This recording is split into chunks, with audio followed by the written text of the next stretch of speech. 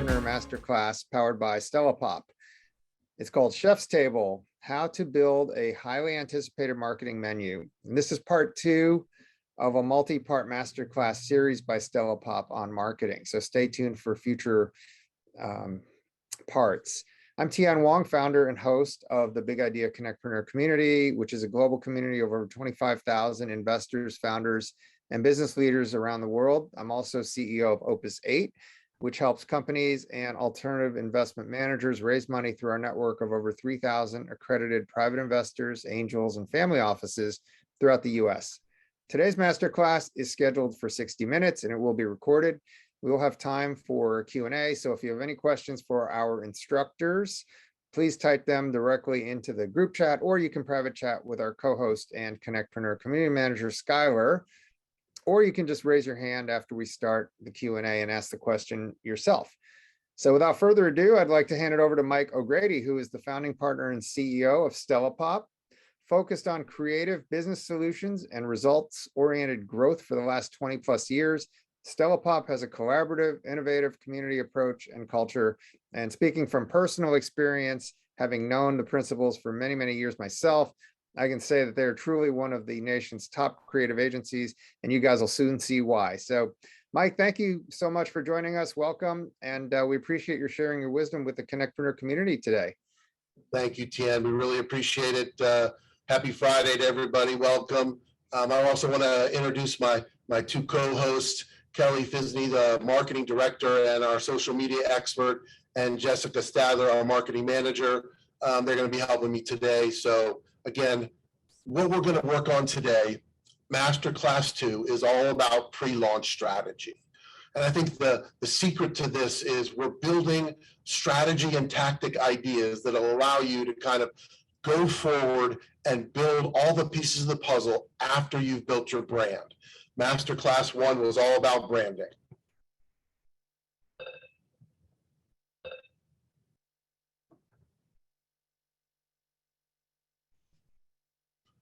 So obviously we're Stellapop. We're a creative team. We're always creating solutions for our clients. And this is what we're doing here today, creating a solution for your business. And it really starts with who you are and where you're going.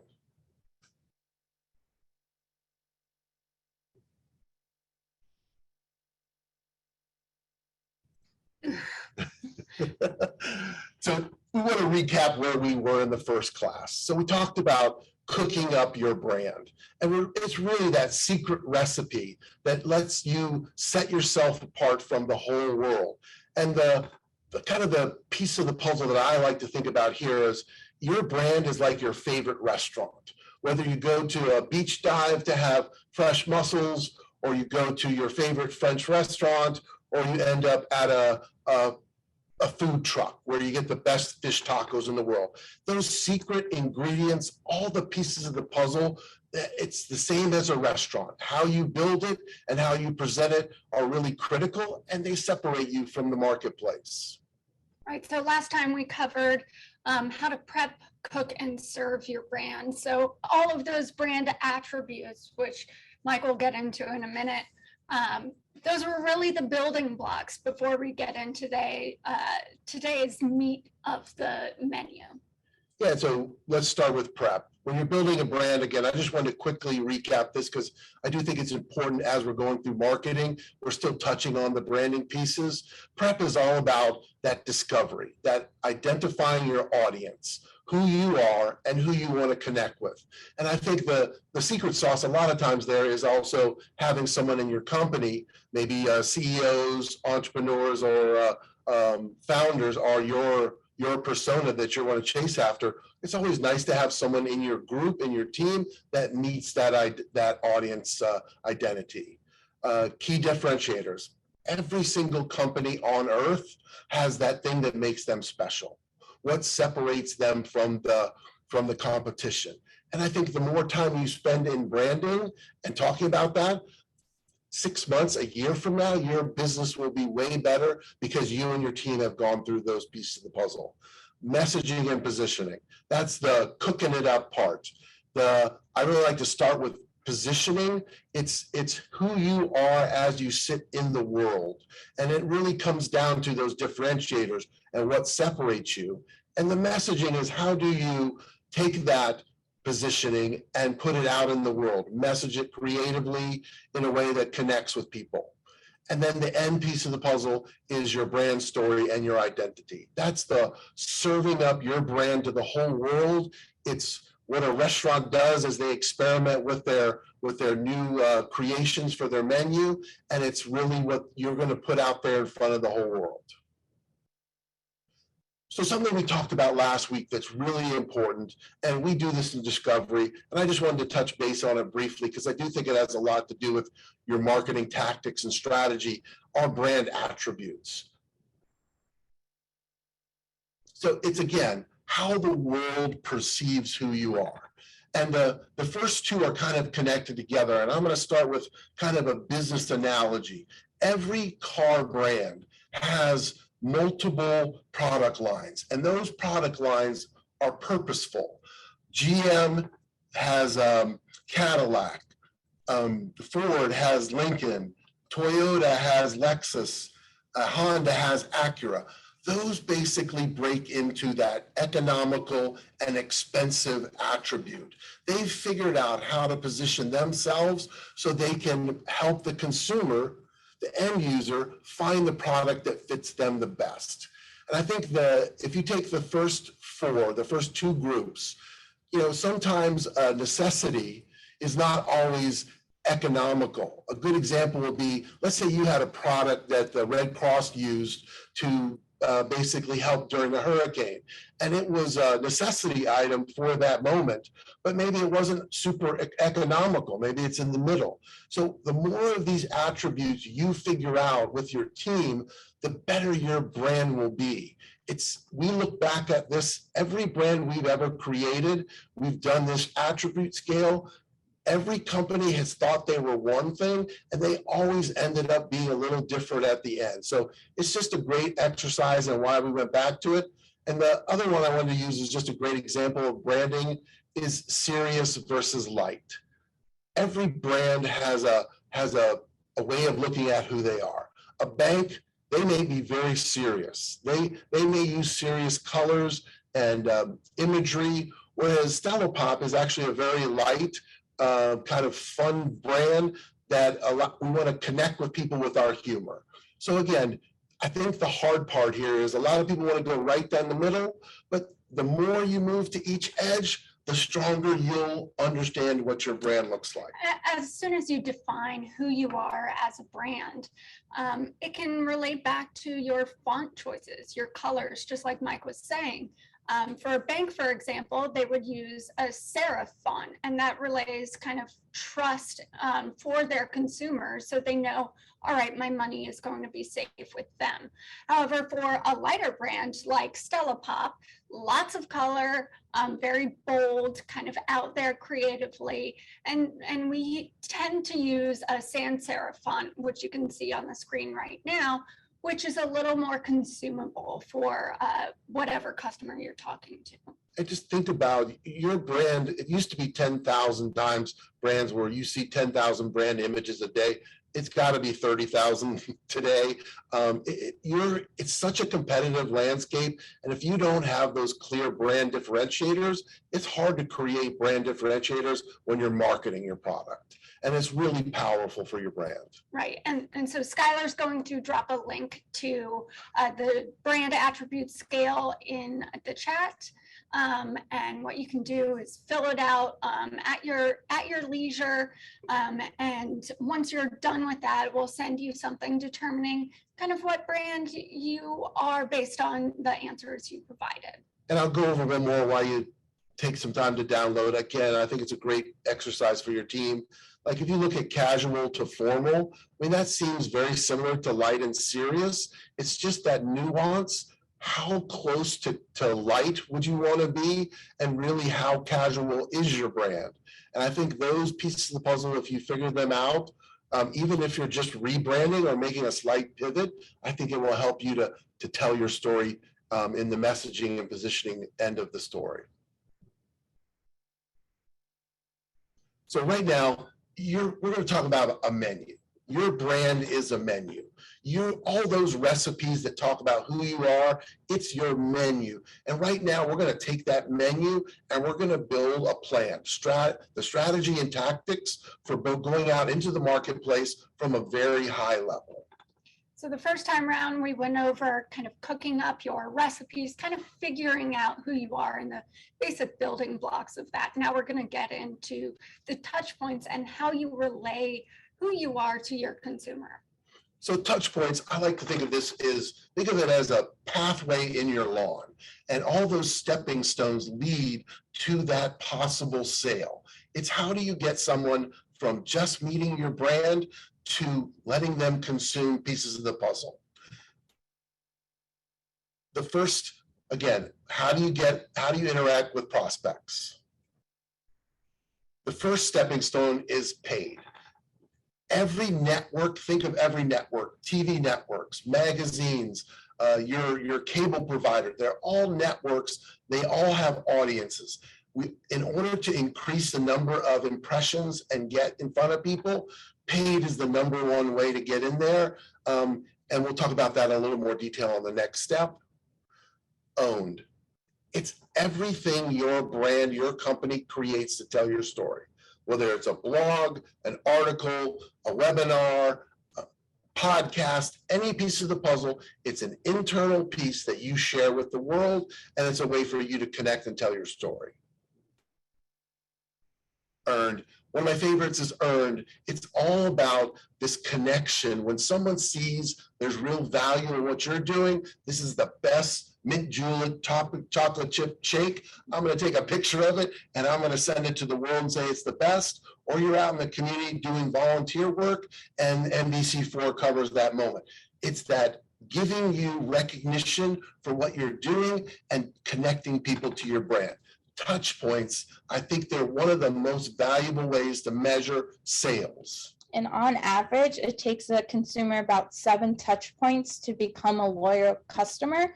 So the best marketers actually do a mix of all of those touch points to help bring them in.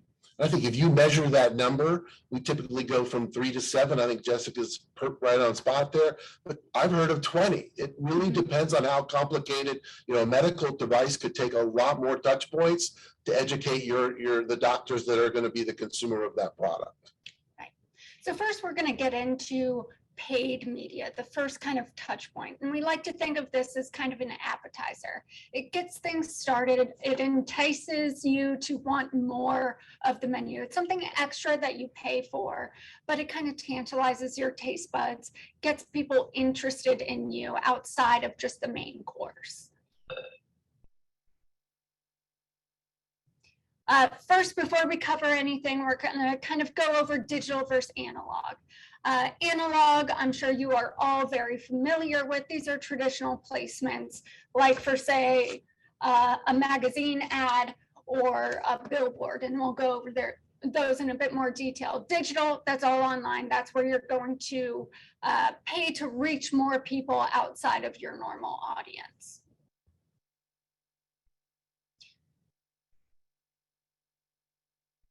And so these increase reach. A lot of small businesses don't necessarily have a huge budget for paid advertising, so they want to do it very strategically. So first we'll get into analog, and most of those are going to be a little more expensive. For instance, advertising on a metro stop or wrapping a metro bus, those are very pricey. So you have to kind of balance where you're going to get the most bang for your buck. And so first we're going to start with magazine ads. Each year we we put in something in the Washingtonian called the Faces of Washington. And here is the ad that we just did this past year. It's very fun, it's very bright, it kind of makes us stand out a little bit more. These are ways to kind of get a more traditional audience, maybe a little older audience, to get in front of them outside of your normal means. The great thing about traditional is you can communicate who your brand is very easily, and it's a very large audience. I think the subscription base at Washingtonian is around 60,000, but a billboard could be 1 million impressions driving up to Nat Stadium. Right, and maybe we don't see them necessarily in DC or Northern Virginia as much. But once there is a really great billboard, say you're driving on the 95 corridor, you notice it right away. The tricky part is you can't really measure how well it performs versus, say, digital. You're kind of counting on those impressions to make a difference, but after someone drives by, you're not really sure where they go from there. And like I was saying earlier, signage. This is something that you see all the time walking down in the city. You can understand where, say, a food advertisement would really stick out for people waiting for a bus or metro station, especially now considering the green and yellow lines are very delayed. They say 20 minutes, but it's really like 40 minutes. You're going to sit there and you're going to notice all the signage around you, because what else do you have to do aside from looking at your phone? And while you're looking at your phone, it's a good transition into digital placements. And so these are really critical, especially now, since the pandemic started. All of the media we consume is mainly digital. So even on streaming platforms like Hulu, there are different ad breaks, and there are 15 to 30-second ads where you notice them right away, and those are very targeted towards you. For instance, anytime I watch Hulu, I get something like a pizza ad.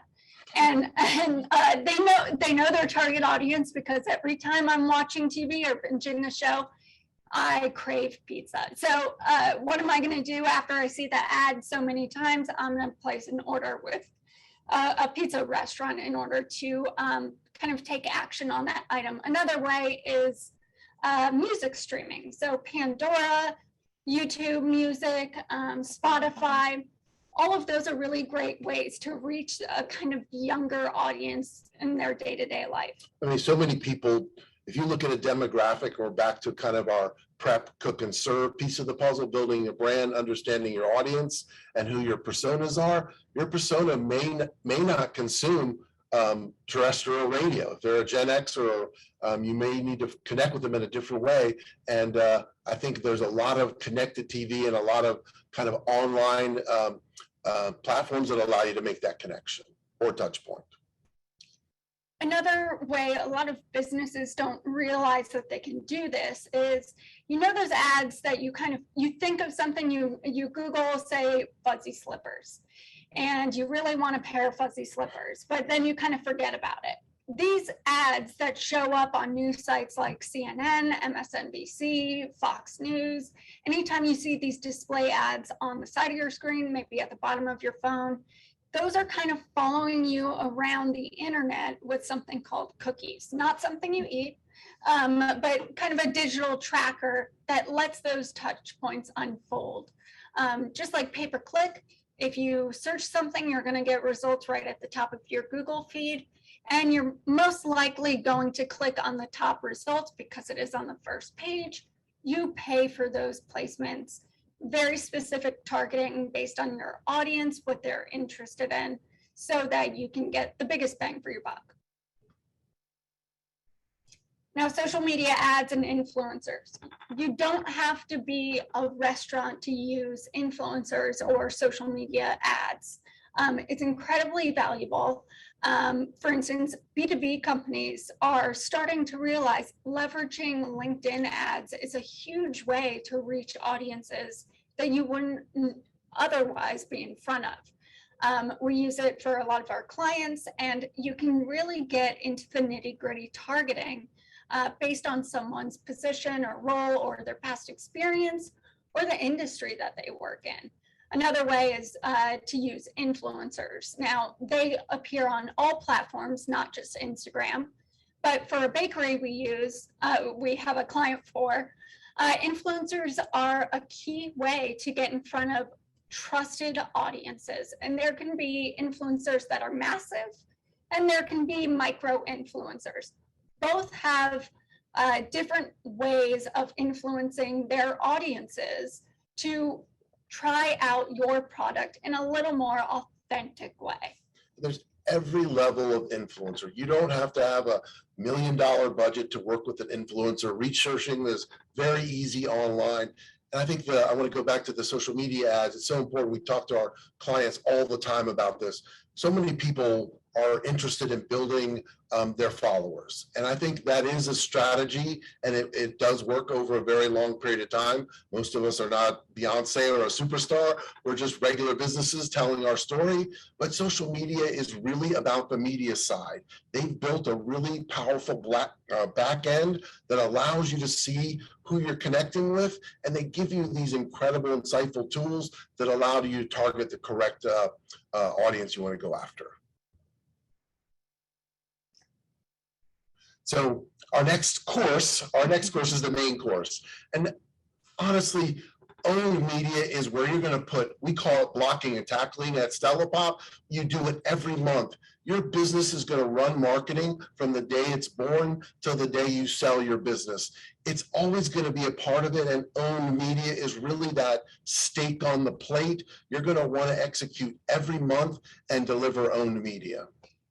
And this really provides an opportunity for you to establish your brand in a really consumable way, so your audience can understand it. So we spoke about messaging and the different brand attributes and assets in the first round of our masterclass. Now it's putting those pieces of the puzzle to use. So like your website, you're going to state your mission. You are going to present your services and your brand as a whole. You are in full control of establishing who you are online and in person. Yep. And again, everybody, I think a lot of people get stuck on that missions phase, and I think it's really important to come up with a mission statement and all the pieces of the puzzle, but you want to build out all the pieces of the puzzle, attributes, differentiators. They all go together and work together.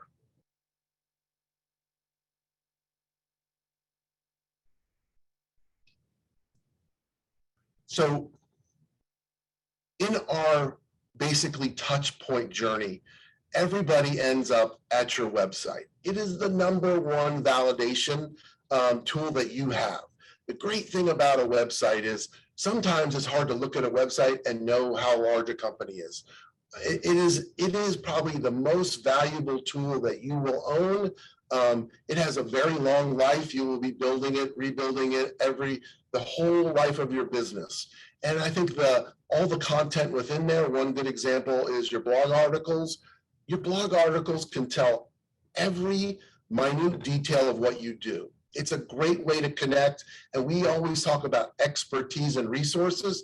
That's all you're doing in this phase of the business. You're talking about what your expertise is and what your resources are. And it's just a touch point that allows you to grab attention of your end user. And it's also a means for you to present yourself in the best light possible. So your website, I'm sure you all have Google search for some type of service, say a painting service, and you visit a website and it looks like it hasn't been touched since 2003. You're not really going to trust that company as much. You're naturally going to trust someone who cares about how they present themselves, especially on their website. You can almost manipulate someone into thinking that you are a large company, even if you're just made up of 3 people, because you care about your perception. We just had a client, really interesting. They hadn't redone their website in a long time. And I think the conversation they had after we rebranded and relaunched, they got calls from clients that have been doing business for 50 years. And it's just that, again, that new touch point, it lets people know that you're out there and that you're focused on the future and looking over the horizon. Now, social media is also a type of owned media. You own your platforms, no matter where it is. So if you are on Facebook, Instagram, LinkedIn, you own your profile. You can present yourself however you like. It's really important to take care of these kind of profiles, because that's where people are also going to validate you in the future. Google My Business, Jessica can talk more on. We make postings every week for every business that we help manage. These are really great for search results and popping up a suggested business on the right-hand side of your screen. And it provides another means for people to learn more about who you are and why someone should select you instead of a competitor. It's a great free tool that not a lot of brands take advantage of. I think keeping it up to date, if you just think of, we've all, again, to use Kelly's fuzzy slipper search, when you search, you get those first 3 ads, and those first 3 ads, basically the next result is all local, what is close to you. And so having that up to date is really powerful because it connects with your page strategy as well. So analog placement, everybody knows these. If you'll switch to the next slide, business cards are your #1 way of handing somebody that touch, that feel. They have an understanding of who you are just by looking at your business card. You tell that story on your business card. I think brochures and flyers fall in the same category as your business cards. There are so many shapes and sizes, and there's so many ways to position yourself and your messaging in a way that separates you from that standard folder, an 8x10 piece that allows people to remember your brand quickly and who you are. And it can even kind of say something through the type of paper you choose, the type of finishing that you choose. It speaks volumes to customers. When you get your mail, sure, there are a lot of useless newspaper articles or deals that you get in there. Around political voting season, you see a lot of different shapes and sizes of different kind of postcards coming in the mail, and you notice them because they are slightly different from what you would expect. And service sheets I'm a service sheet addict. I mean, I attach them to every email that I send a proposal with. It's just, again, everybody wants a quick way to understand more in depth who you are, and it's a great way. We call them one sheets in the old days. Just, again, breaking down your products and services in a really kind of easy to navigate methodology. And like yesterday's CONNECTpreneur event, which Jessica was at, everyone and their brothers handing out a service sheet, just so you can take it home, you can physically see and touch it, and someone will remember you by that if it is done well. I will give a little hint here. I think when you look at this kind of content, analog content, something you would hand to something, everybody wants to fill it up with everything. And that negative space is really valuable for people digesting your information. Think of Apple. They're very minimalist, but you notice it right away. Even if their ad says nothing at all, it's very clean, it's crisp, it's modern. You want to learn more about it. And so your office, I know we're in that middle of where we're going and going back to the office. I mean, it still says who you are. It still says a lot about how you're perceived. Even your at-home work, what's in the background can tell a lot about who you are. I think it's really powerful for your brand and your building signage. So there are so many standard variations of building signs, but I think the great thing, even this image shows non-standard works really well. We have a very non-standard sign on our building. Be creative here. It doesn't always have to be the standard lit building sign. It can just be something that would stand out like a kind of a medallion piece that you would see in the old days that can just say, here's who these people are. Right. And so going back to how you build the atmosphere of your establishment, that leaves a lasting impression. So anytime someone visits our office, they notice the color. Behind us is a wall that Mike and Brian worked on over the pandemic kind of stay-at-home segment. And it really makes a difference when our clients come in, they notice, oh my God, that looks awesome. And how can we do that? Even our neighbors are kind of jealous. They've stopped in quite a few times to see our podcast room, to see how we've done things. And they want that same thing because it not only creates a kind of fun bit of company culture, but also makes a lasting impression on anyone visiting your office space. I can recommend don't do that wall yourself. So once a consumer has an experience with your brand, then if you're lucky and get a nice little sweet treat, you'll get earned media. So earned media is a great way to kind of connect with your community, get feedback, and kind of bring your consumers into your brand. It doesn't happen for everyone, but when it does happen, it is a really nice way to have a wrap-up experience with a consumer. And it does take a lot of work, but most of the times when you're doing something in your community, your whole heart's into it. And so I think the more you kind of build this into your strategy and tactic, even if it's just once a year, the more powerful it is about telling people about your brand and what you do. And kind of social responsibility is also a huge thing right now with company culture. And so by interacting in a way with something, a cause that you really care about, your customers in turn care more about you and trust you as a brand. And so they're going to spread your message naturally because they're excited that someone that they support supports a cause that they themselves believe in. So the biggest aspect of earned media is community feedback. This can stem from articles, interviews, and editorials. So this is someone at, BuzzFeed or at a local newspaper might do a write-up of their experience at your restaurant. And this is kind of free publicity for your brand. They're explaining their experience. And normally it's a great way to bring in new consumers because they see this write-up and they also want to go and enjoy your restaurant as well. We're always building trust, and that's this piece of the puzzle.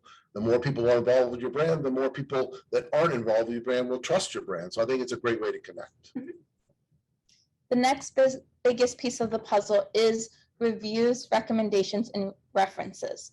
This is a great way for people to also validate your brand. They will go and look at Google My Business or Yelp for reviews on your brand, and they want to see what people are saying, whether good or bad. And the best brands actually leverage these reviews, and they either comment on them. If it's a negative review, they will learn from the review and also reach out to the consumer to try to fix the issue.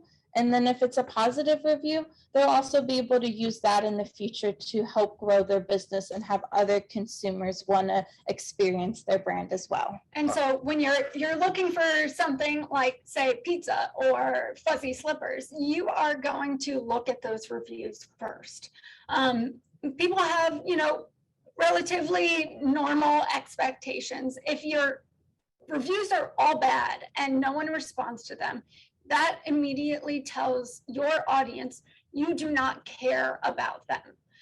If you respond and kind of take that conversation offline, making sure that the client is kind of comes to a resolution and you take care of them, the more people will trust that you care about them individually. It's all about kind of engaging in that authentic communication. And we'll give the location of this restaurant since it's all 5 stars, in case you want to go there. User-generated content is one of my favorite things. As a social media manager, this is like the bonus sweet treat content. This is the best thing you can get. We manage social media for a local bakery.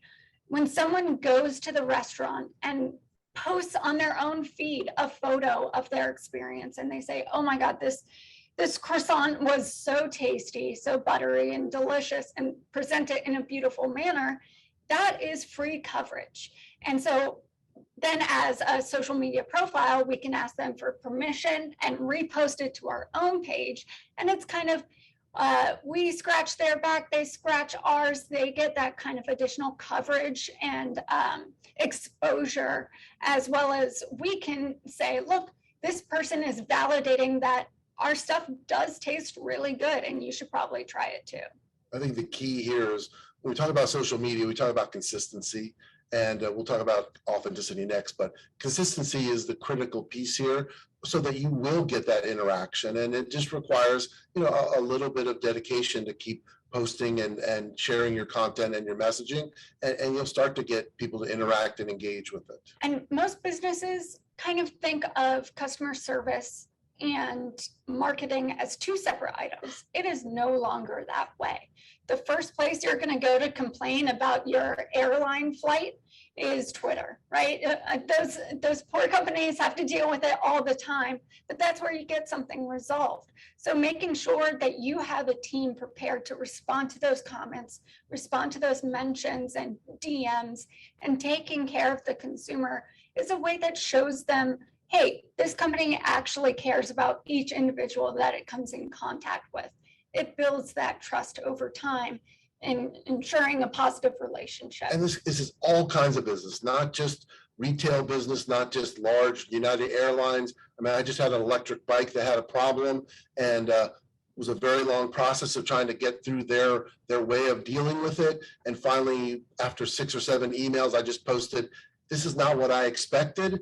And literally immediately they responded and fixed the problem. And then I posted, love the product, 2,500 miles later on my bike, love it. And they've taken care of me. So again, it's not just for big companies. Right. And when a company kind of reaches out to you, you feel warm and fuzzy inside, right? Yeah. It's that kind of social media mindset where a company recognizes that, yes, you had an experience, whether it's good or bad. And if you resolve it in a manner that's positive, people are going to tell their friends about it. People are going to go recommend you to other audience members. And that's a natural means of kind of referring through word of mouth. Another great, another great earned media touch point is employee advocacy. So this is when your employees within your brand are proud to work there, they believe in your brand, and they want to spread the news about your brand as well. I think that the key, if you were to look at the economy right now, and hiring employees is one of the most competitive times in history. And so having your marketing strategy and tactics all the way to social media really benefits you in hiring that next great person, the next great team member. And that person will turn into an advocate for your business if they feel like the beginning of that process started really positively. And with the Great Resignation, or so-called Great Resignation, a big thing that different employees are looking for and want to be a part of is a positive company culture. If your employees are telling your story and saying, hey, I love working here. This is literally, it doesn't feel like work. This is my favorite job ever. You're naturally going to build up a longing for people to want to join that same community. A great example is HubSpot. They have employees advocating not just on their company kind of profiles or their LinkedIn, they're advocating on Twitter, just on their normal personal profiles saying, hey, look at this exciting new product that we've worked on together. I love this company. How can we help you? And they're engaging in a way that's truly authentic and means more because it is a huge means of validation. And when employees are happy and, enjoying the company culture, that also translates over to the marketing and consumer side, because they're more likely to go the extra mile to help the consumer as well, which also then rolls over into the recruiting side. So your employees are able to also be great advocates for when you are looking to hire, especially if they do leave reviews on places like Glassdoor or Indeed. And potential candidates can go online, see these reviews, and they can see, okay, this is a place where people enjoy working. I am interested in working there as well. And bad reviews, consistent bad reviews, that is where you're going to lose not only potential candidates, but maybe clients. Maybe they're not going to trust you as well because you're telling everyone, hey, we don't treat our employees well. And no one wants to deal with that kind of company culture. They want someone who they can trust and believe in. So when you are setting up your touch points, whether it's earned, owned, or paid, The biggest thing you want to pay attention to is making sure your brand has a consistency and a presence that says it is your brand throughout the whole experience. So a great way of making a brand a good brand to a great brand is the presentation. Here we call it plating. So when a consumer does experience your brand, they know exactly what they are getting. They can see an advertisement and say, that is this brand, and they have the consistency and they want to come back for more.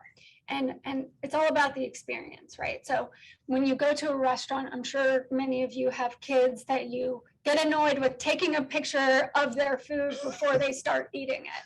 I know my brother was like that at one point. I'm like, just eat your food. But it's one of those things where if it's plated really well and it looks super attractive and appealing, you're going to want to kind of brag, hey, I ate this fantastic meal and I had a great experience with it.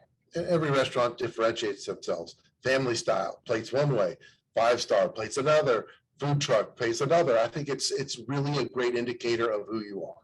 You watch the Food Network and you'll instantly understand what is appealing and what is not.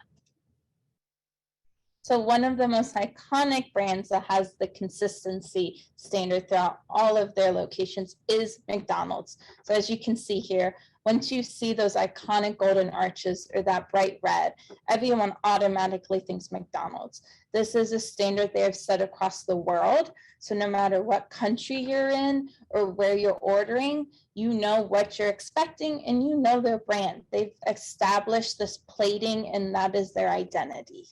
And despite this, so they have a consistent brand presence, but they'll operate different campaigns along the way. For instance, they just had a campaign for a special sauce that they only rarely come out with.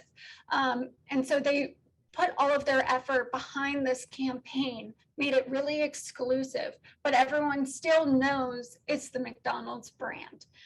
They can still get excited about it while maintaining a consistent presence and messaging. So the last element you should consider when doing your marketing and your touch points is having authenticity in the center of all of it. The best brands have that clear communication with consumers. They are transparent, whether on the good things or the bad things. They are quick to address it and let people know what is going on in their end, as well as they are telling a true, honest story about who they are as a brand. So the best brands, the consumers actually feel connected to and have a relationship with. And authenticity is one of those words where I repeat it like a broken record. I'm an authenticity junkie because over the pandemic, you can kind of see the transition from consumer behavior. They want to believe in not just your product or service, but you as an organization. They want to know your mission, your people. So for instance, on LinkedIn, it's become a lot more casual over the pandemic because everyone was working from home. So you got a little more insight into who these people are. And something that we always encourage our brands to do is take pictures of their employees working, take pictures of the experience itself. It doesn't have to be a professional photograph. In fact, we kind of discourage that at times because when you know it's real, you connect with it more. People want to know that real, transparent, and honest brand that you stand for. So the takeaways today, I think the great analogy is the to-go menu. You know, I think there are a lot of great takeaways that, can you switch to the next slide? Yep. Where we look back at paid, owned, and earned media.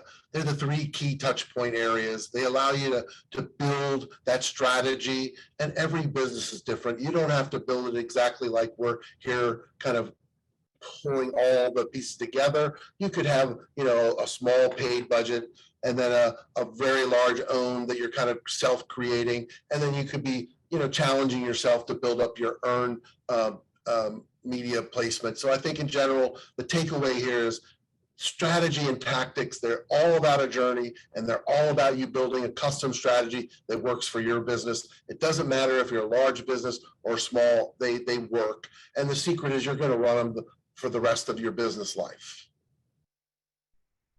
So what's next? next time on the Stellapop Masterclass, we're going to discuss your grand opening. And this is all about your social media presence.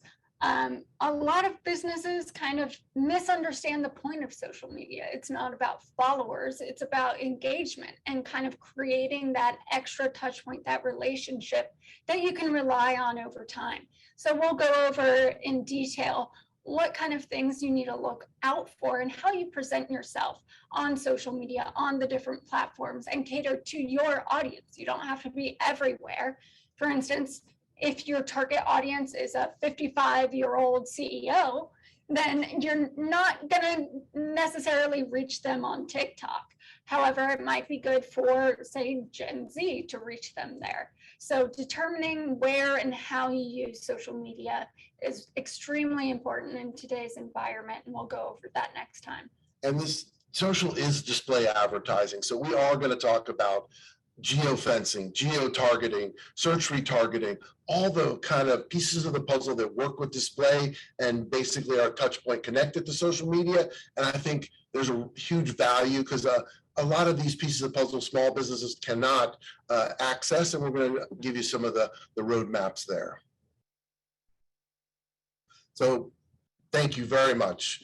We appreciate everybody showing up today. It's been great. And we want to open up the floor for questions. So if you have any questions, please, we're happy to answer them. Thanks so much, Mike, and all you guys for this awesome presentation. I know that we had one question in the chat. It was about business cards, but someone was wondering, what are your thoughts about putting QR codes on business cards? And maybe you can elaborate on that a little bit. Just what are your overall thoughts about best practices for business cards and things like that? Yeah, great question. So we just went to your event, and our attorney goes, "You got to redo our business cards." And so I think business cards start with brand. I'll answer that first. And it really is, it's about simplicity. Sometimes we have a tendency to want to load them up. QR codes, I understand taking that analog technology or lack of technology and turning into something technological. I think just be smart about it and double check that the QR code works before you go printing all the company cards up with that QR code on there. Definitely an old technology that's coming back, and I do think it does have some value. Just use it in a smart way. Yeah, there's a time and a place for it. For instance, restaurants, you saw a lot of QR codes so that people didn't have to handle menus, physical menus, and create the kind of germs going around on those. Definitely don't overuse it because you can kind of get in trouble there.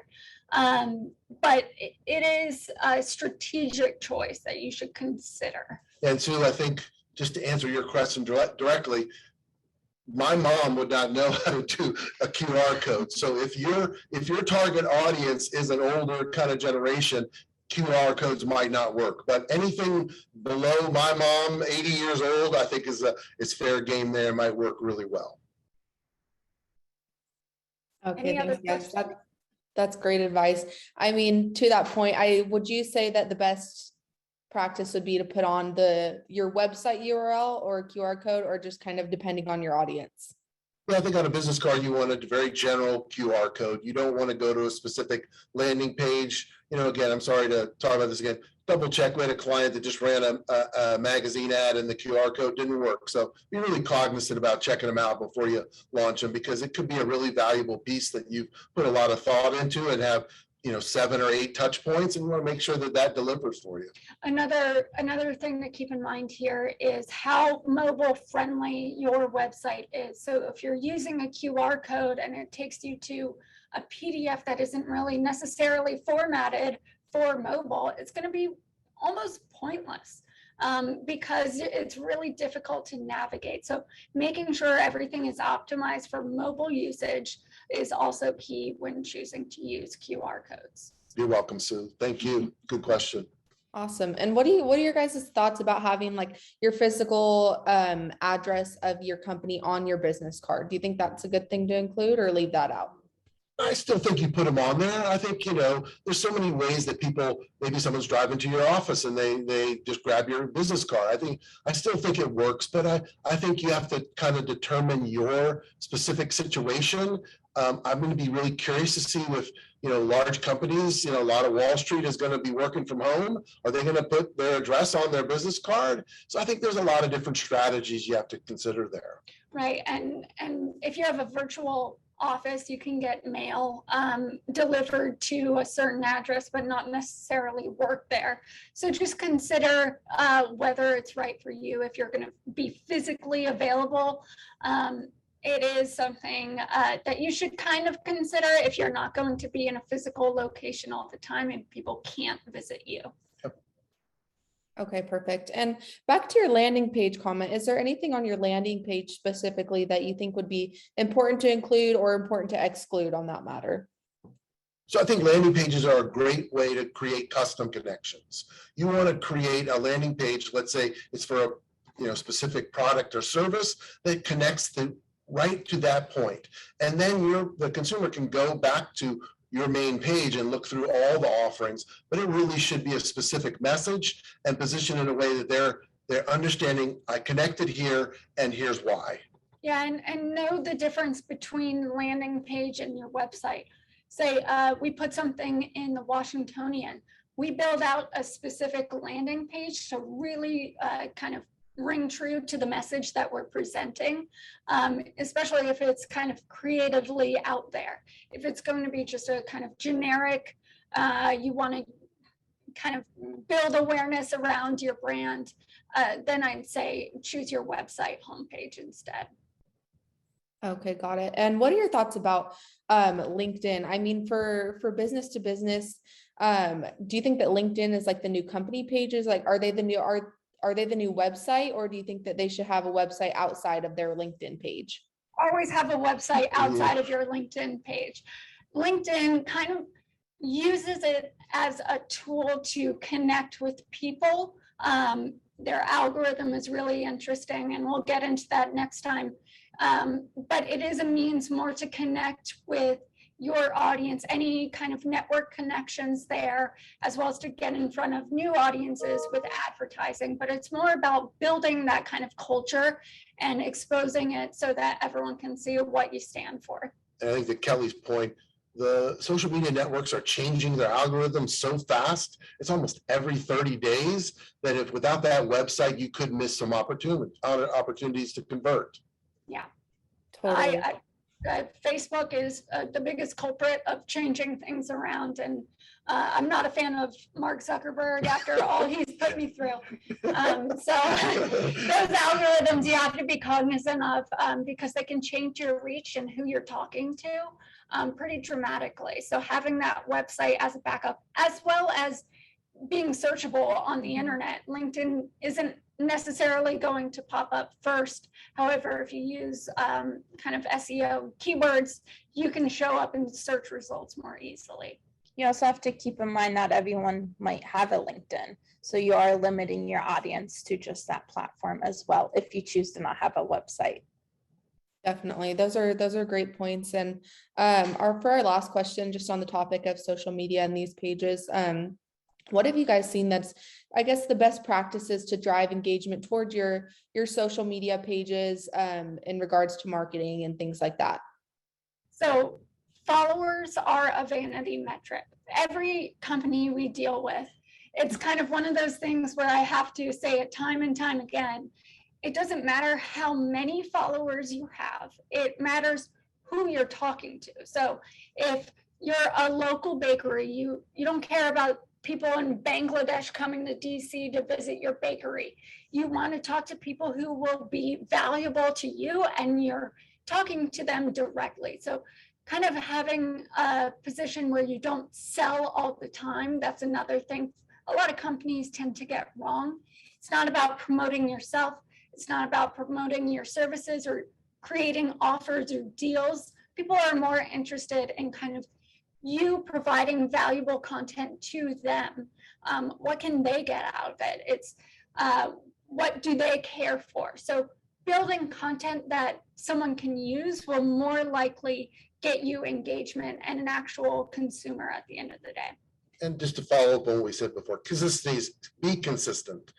Even if it's a small number of posts, if you're targeting the right audience, in the long run, you're going to get feedback, you're going to get conversions. Those impressions are going to be valuable. Just be consistent and keep up with it. You're going to do it forever, and it's going to benefit you. Right. It's good to have a dedicated person or team to handle that for you, because it is a lot to manage. If you use social media personally, it's very different from what you're actually doing for managing a company page. So another way we'll get into next time is kind of the type of content you post. A lot of people will post flyers that they hand out physically. That is like the worst thing you can do. No one is going to read that tiny 6-point font and pay attention to it. So you really have to format it in a way that people are going to be interested and want to come back for more. That being said, there are tiny ways you can promote your social media and get people there, such as linking it on your website or linking it on an email. So if you are also combining that into your touch points, or you can even have it on a sign in your restaurant saying, follow us on these accounts.